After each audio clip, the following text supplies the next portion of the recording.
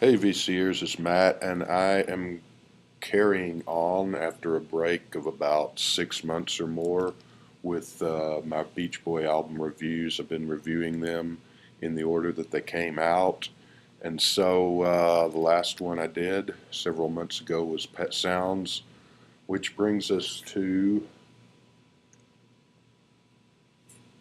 which is not entirely accurate because this was supposed to be the follow-up to Pet Sounds. It should have come out in 1967. But for various and sundry reasons, it didn't. It ended up getting shelved, and it didn't come out until 2011. And I did a review of this. This is the vinyl album out of the big deluxe box set that I got. It's a double album. There's the gatefold. There's the back cover. Interestingly enough, the track listing on the back cover does not correspond to the actual track listing on the two albums. And anyway, so I did a review on this back probably 2 or 3 years ago. I was too lazy to go look it up, but I thought I would go ahead and include this in the chronology, even though technically this really didn't come out in 1967, didn't come out till 2011, so I should really be their second to last album if you want to go strictly by chronology. But my holdup in doing more Beach Boys reviews was I haven't done many videos last few months. I've done a few, but I just haven't really been in the mood. The other thing is the album that came out after this, which is titled Smiley Smile, and that did in fact come out in 67. I don't have that one yet, so I need to get that so that I can keep going on the doing them in order thing. But I don't remember my review, like I said, from a couple of years ago, and I'm too lazy to go look it up now. I think I grudgingly gave it a okay review. And so let's talk about a little bit of the history of this. This was, and I'm not going to get too much in depth because it's a whole story. It could fill up a book. There's been 2 or 3 books, as a matter of fact, written on just Smile alone. Fact that it didn't come out makes it arguably the most legendary and apocryphal unreleased album of all time. For years, I think Brian Wilson, and I'm not a Beach Boys expert like a lot of people are, or some people on here are to that degree, but Brian Wilson even denied that the tapes even existed anymore, said that they'd been destroyed. Obviously, they hadn't. Bootlegs of this stuff started coming out probably in the 80s and in the 90s. And then in early 2000, Brian Wilson, as a solo album, recorded a lot of these songs and put out an album called Brian Wilson Presents Smile, which were, I don't know if they were all the songs on the original Smile album or most of them, and I haven't heard that album. I don't have it.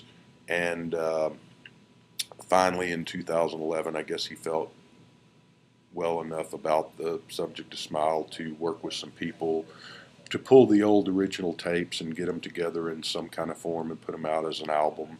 The fact that this is a double album, as far as I know, Smile was supposed to be a single album at the time, so all of these tracks would not have been able to be put on a single album, obviously.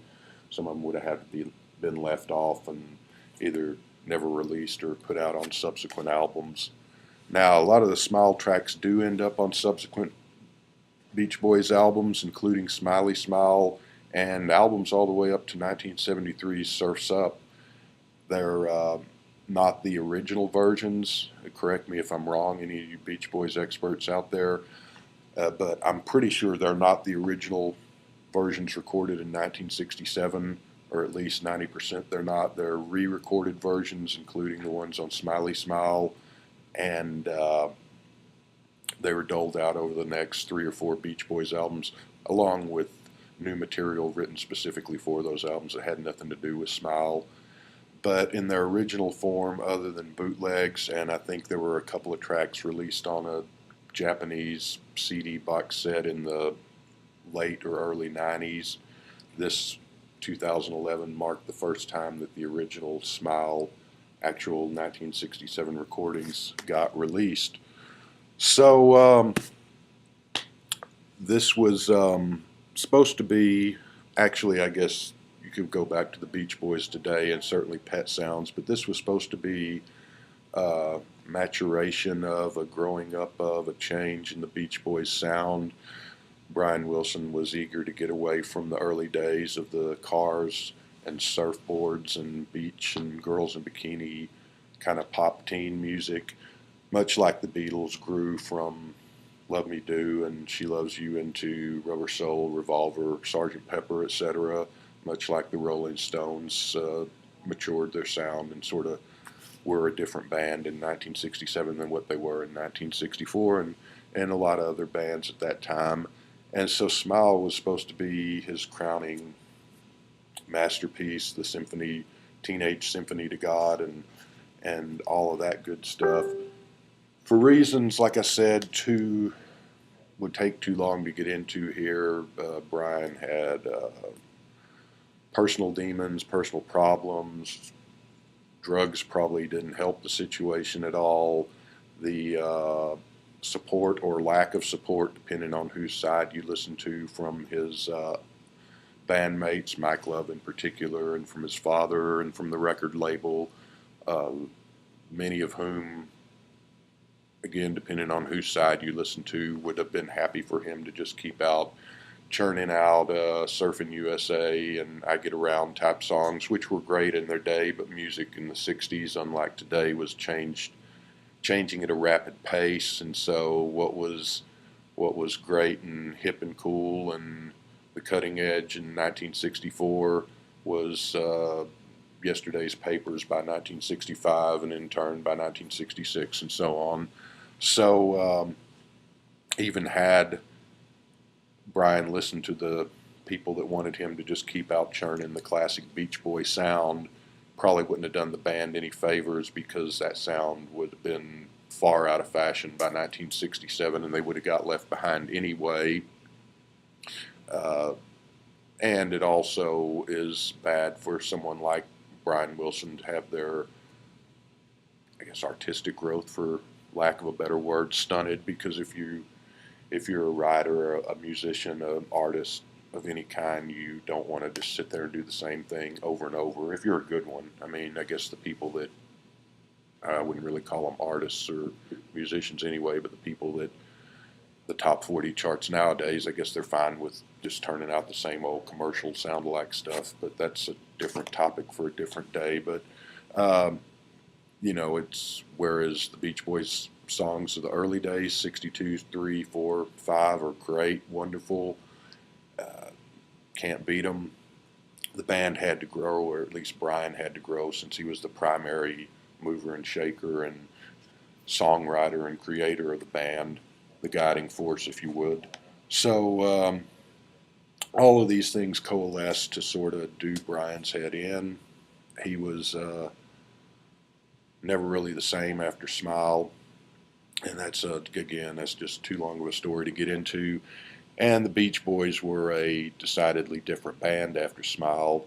Not that there aren't good albums that come out after this, but usually when you hear the Beach Boys now, it's on oldies radio, and it's the early 63 to 60, to Pet Sounds, God only knows, and Wouldn't It Be Nice, period, and you don't usually hear too much after that, which is one reason I wanted to do these reviews, because I'm not an expert by any means on the band, and I'm not familiar with a lot of those late 60s, early 70s albums, so I'm wanting to buy them and kind of see what they're about. Maybe I'll like them, maybe I won't, but the few that I've heard that are post-Smile era, that are in the 60s, I've liked quite a bit so far, but we'll get to those when it's their time up. So anyway, this is also the time when the band pretty much lost their popularity in America. They did have a few hits after the Pet Sounds of Smile era, but really then they didn't have any until the god-awful Kokomo in the late 80s, some 20 years later. And we'll get to that stuff later on down the road too. But they stayed, as if I'm correct in this, they stayed fairly popular in England through the years, long past they had been in America. The band were supposed to play the Monterey Pop Festival because this is when they were working on Smile, and they thought they would have it ready or almost ready, and they were looking forward to debuting their new sound, their new, more mature, I guess, for lack of a better word, music, sort of in line with what the Beatles were doing with Sergeant Pepper, and then of course new bands coming along, Jimi Hendrix, The Who, whole San Francisco scene and all. They ducked out of Monterey Pop because they were still hard at work in the album and nowhere near complete at that time, which hurt their credibility with the counterculture and kids in America. And all of a sudden, the Beach Boys were, you know, just an antique, great 2 or 3 years ago, but old-fashioned and out of date now. And they wouldn't really get popular in America again until the mid-early 70s, when there'd be a double album of their greatest hits, and kind of reminded people how great their 60s music was, the early 60s music. But as far as new music, they never really were a driving force in America, chart and sales-wise again. But so anyway, let's concentrate on Smile. This was supposed to come out in '67.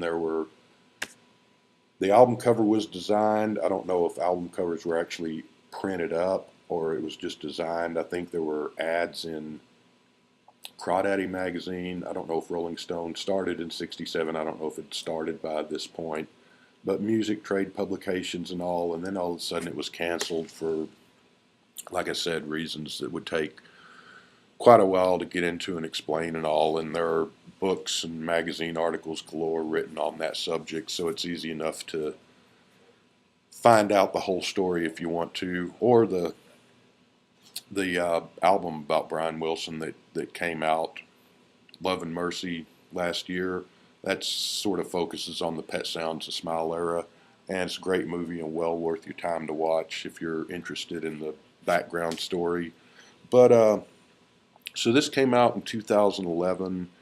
I'd always heard about the album. It was, like I said, legendary through the years of this great unreleased masterpiece.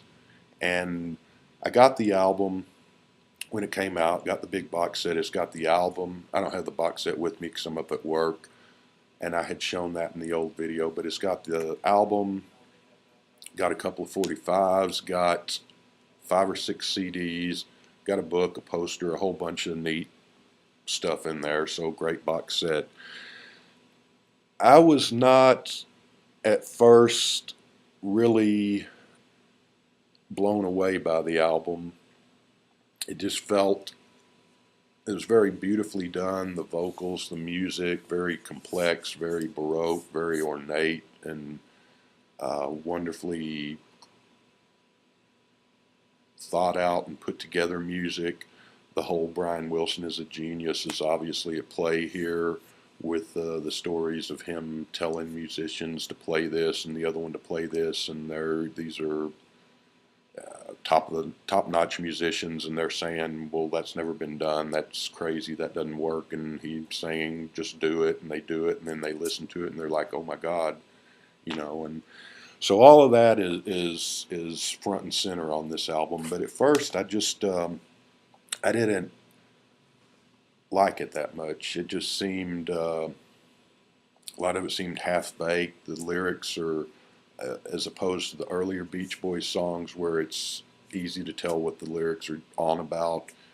Pet Sounds is a great example of that, but even the earlier songs where it's pretty straightforward, even though lyrics usually have text and subtext meeting, so they have all that. Lyrics on Smile are very opaque, poetic, runny watercolor, sort of impressionistic as opposed to just straight ahead, easy to understand.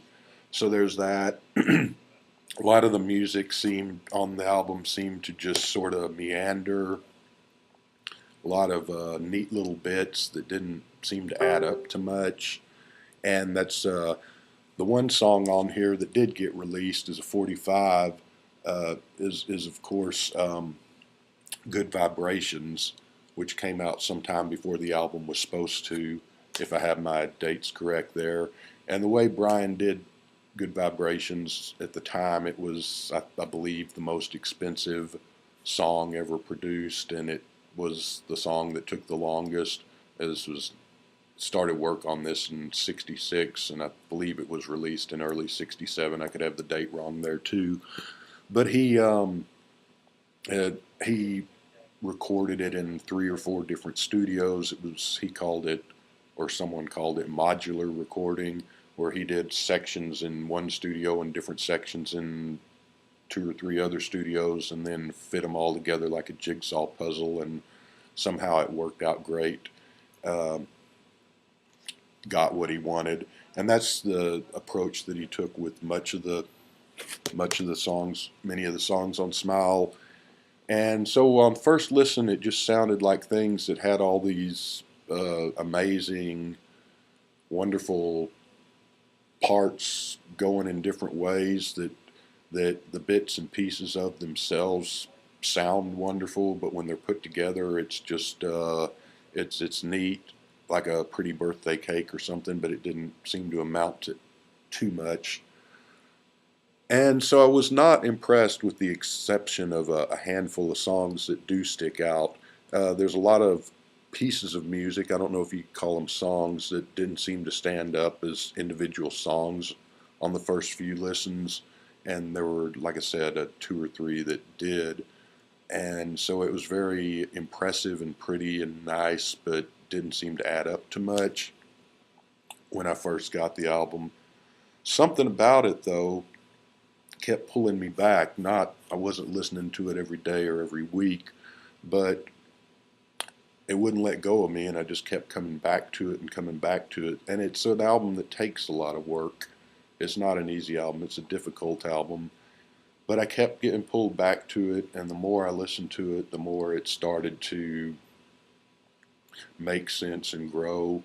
And I still haven't figured the thing out. This is one of those albums that's doesn't sound anything like, but I compare it in a way to the White Album by the Beatles or Sandinista by the Clash, the 3 album set that they released in 1980. That it's kind of a lifelong album. Every time I listen to this, or the White Album or Sandinista, I hear something I didn't notice before, or I realize something that I hadn't before. And so it just continues to unfold and peel away like the layers of an onion with each new listen. Anyway, the long and short of that is that I've come to really love and enjoy this album, whereas the first few times I heard it, I was not that impressed and not that crazy about it. A few songs accepted, like I said. The other thing about this album, and I think I said this in the review I did a couple of years ago, I'm pretty sure I did, is that it's a hard album, or not hard, it's a difficult album to talk about or rank, because it's an unfinished album. In the book that comes with the album, it's several essays and so forth in there by different people, and one of the writers says it's hard to talk about Smile because there is no such thing as Smile in essence, because it was a work in progress that was abandoned, I don't know, 50% through 75% through the process, and it was never finished, and it was never put together, and certainly never released. And the band, Brian Wilson primarily, because at this point he was not touring with the band. The rest of the band would be out touring America, Europe, Japan, and so forth, and he would, and this is the way Pet Sounds was done too, he would write songs with co-writer Van Dyke Parks, worked with him on Smile. Tony Asher, I think, worked with him on Pet Sounds for the lyrics, but Brian would write the songs with them, and he would put the music together. And Mike Love, idiot that he is, I mean, in fairness, did contribute at least some lyrics, and that's another up for argument as to how much, depending on who you ask. Anyway, so Brian would, they'd be out on tour, he'd be writing these songs and creating this music, and he had the finest musicians around helping him out with the music tracks, and then the Beach Boys would get back from tour, and they would put the vocals on. Brian, of course, sang on them too. He was still a member of the band. He was the main guy. but Carl and Dennis and Mike and Al Jardine and the rest would put their vocals on. So they don't play on Smile or Pet Sounds, with the exception of Brian, of course, plays some, and Carl played, because Carl's an underrated guitarist, really good one, and he plays some on both albums, and Dennis Wilson, the drummer, plays a bit here and there. Of course, on their earlier albums, the band actually did play their instruments. They weren't the Monkees. And then on the albums after Smile, the band also plays their instruments, so far as I know. I mean, I know they play their instruments. I don't know if they use other studio musicians or not. I'm sure they do for bits and pieces like horns and so forth. But so yeah, they did that. But the thing about Smile is, since it was abandoned, Brian is doing much better physically and mentally over the last decade or so than he had been doing in the late 60s and the 70s, 80s, and much of the 90s. But he's still, so he doesn't really remember. And if you ask different band members their memories about Smile or Pet Sounds, you get differing stories. So it's hard to know what the actual story is. But so it's really unknown how far in the process of creating the Smile album they got.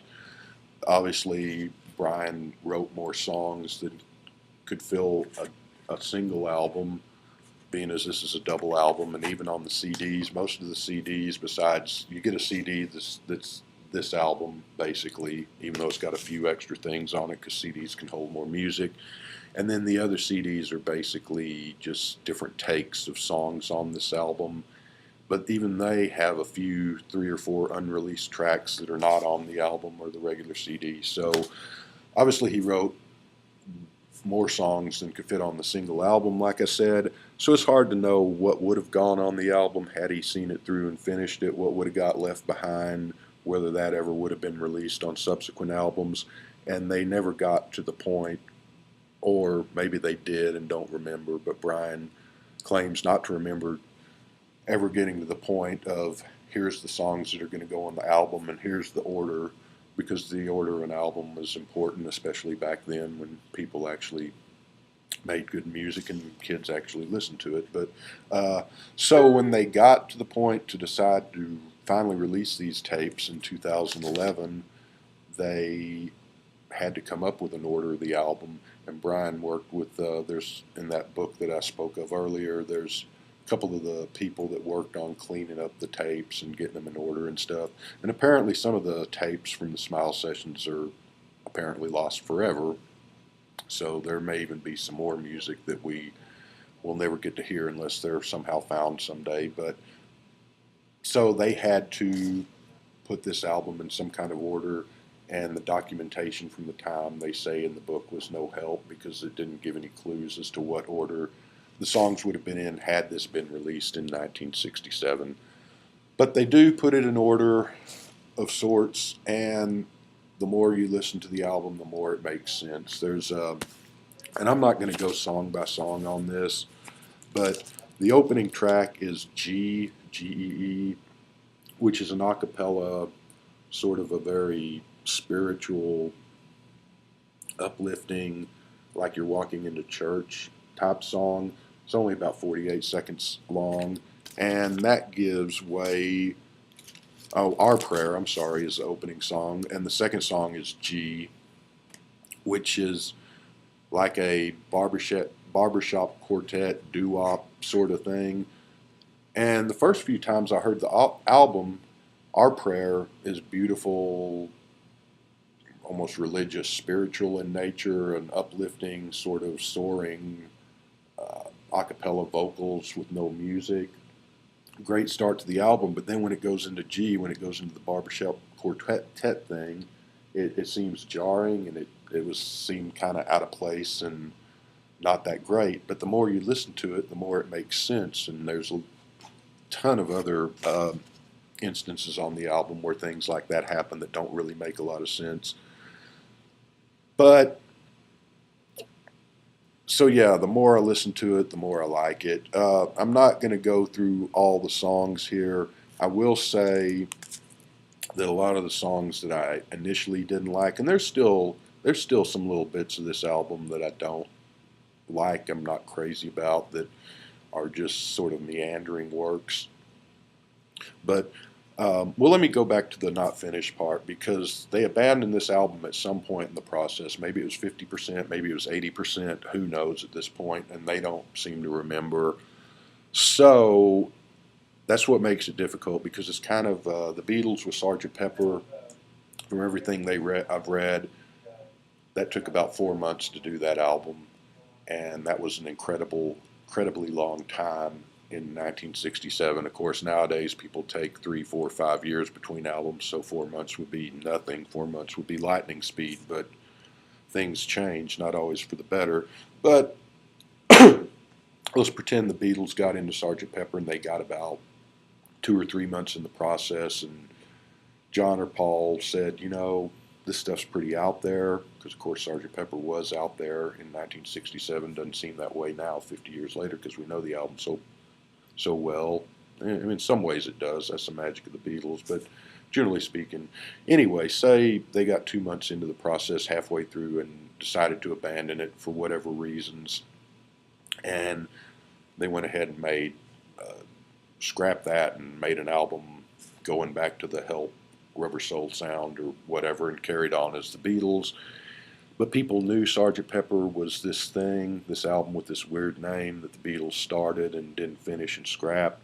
And the tape sat on the shelf and forever. And finally, in 2011, Paul and Ringo just got sick of people asking about it, so they said, take the damn tapes off the shelf, press them on an album, put them out.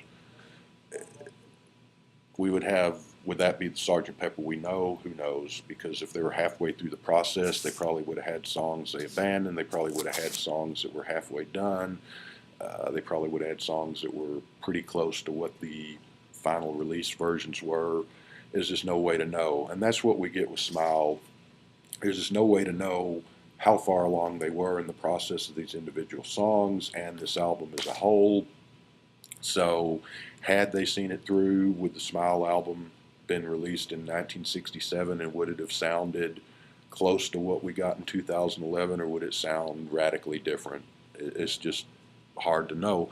And that's the thing, there's quite a few songs on here. There's songs that are 3 or 4 minutes long, but there's quite a few songs that are 48 seconds, 51 seconds, 1 minute, 12 seconds, that are just almost like little snippet scraps of an idea in progress, a work in progress, a song in germination that had Brian seen it through, they might have been full 4 or 5 minute songs, and he just hadn't got them to that point yet.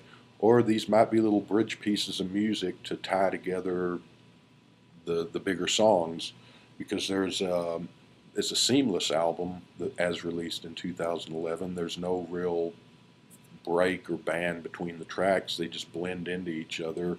So some of these things might have been meant to be little 30, 40-second bridge pieces. Again, we don't know at this point. I'm in great shape, 29-second song. Is that like the Can You Take Me Back on the White Album before Revolution number 9, that was not really meant to be a song, was just supposed to be carry you from Cry Baby Cry into Revolution number 9? We just don't know. So some of these songs sound finished, some of them sound halfway finished, or more or less halfway finished. But the more you listen to it, the more it pays off. And yeah, so Our Prayer, great song. G turns out to be great. Heroes and Villains I didn't like much at first, and that was released as a 45. I don't know if it was the version from the Smile version, because there is a version on Smiley Smile, the next album, that sounds very different from the version of Smile, the original version. And the 45 was, I believe it may have been the Smile, I don't know. Anyway, Cabinescence, great song. I'd rate that a 10. Wonderful is a 10, I would say. Surf's Up is definitely a 10, one of their best, up there with God Only Knows and Warmth of the Sun, and one of their best songs ever. Vegetables is kind of goofy. I thought it was silly and didn't like it much at all at first, but that's kind of grown on me. Wind Chimes is wonderful and beautiful. The Elements Fire is kind of the Beach Boys at their hardest edge. Almost sounds like a Who song from the same period, from like a 1966-67 era Who song. It's not the greatest song, but it's fun for that fact. Good Vibrations, of course, you all know. That was, I think, their biggest selling 45 of the 60s. And it's great as far as a technical, wonderful achievement. It's never been one of my favorites of theirs or one of my favorite songs. It's just, I don't know, just never did it for me. I don't dislike it, but it's never been one of my favorite Beach Boys or anybody's songs. So there is some wonderful stuff on here. There is much to be discovered. There's some of this is just a big mess, and some of it is a wonder the more you listen to it. Overall, I'm going to give this album a 10. It would be, of course, there's no way to know. It would be great to have seen what would have happened had this been released in 1967, because Pet Sounds was released and it didn't do that well in America. It did much better in England than it did over here. It did get to number 10, so it didn't flop completely. But would Smile have been rejected, or would the Beach Boys have been seen as growing alongside the Beatles and the Rolling Stones and the new bands coming on? There's a very childlike quality to this. I'll just put in there that reminds me, though it sounds nothing, two bands sound nothing at all alike. It reminds me of Syd Barrett and Piper at the Gates of Dawn, the early Pink Floyd, the Syd Barrett era. Both Brian and Syd seem to have a kinship in that bit of dark foreboding, but also naive, childlike quality and wonder, which Ray Davies also has. You always hear about the Beach Boys and the Beatles and how Brian heard Rubber Soul and that inspired him to try to make more complex music, and they came up with Pet Sounds, which in turn inspired the Beatles to, or at least Paul McCartney mainly, to come up with Sgt. Pepper. You never hear about Revolver in that story, which is kind of weird. It's like that doesn't exist. But you never hear much about the Beach Boys and the Kinks, and I think that while they don't sound anything alike, I think Ray Davies as a writer and creator of music and Brian Wilson is the same, are much more in kinship than, say, Paul McCartney and Brian Wilson, and certainly John Lennon and Brian Wilson. Anyway, I give it a 10. The next one up, Smiley Smile, like I said, does have several of the Smile songs, though they're redone. It also has its own original music for that particular album. That came out in 67 instead of Smile, but I'll get to that when I do my review of Smiley Smile. It is not the same album as Smile, even though they share a few songs in common. So Smile, check it out. And even though there's some people that rate this higher than Pet Sounds, I wouldn't go that far. I would even rate Beach Boys Today and some of their earlier, not albums, because they were still a singles band with a lot of filler and a lot of great stuff on their albums before this. But some of their earlier songs I would rate above this, even though Surf's Up, it's up there with anything they ever wrote, or anybody else ever wrote for that matter. But I give it a 10. A lot of people love it off the bat. I took me quite a while to get into it, but I'm glad I took the time and effort. Check it out. I'll be back with more Beach Boys, and have a good week, the rest of you all.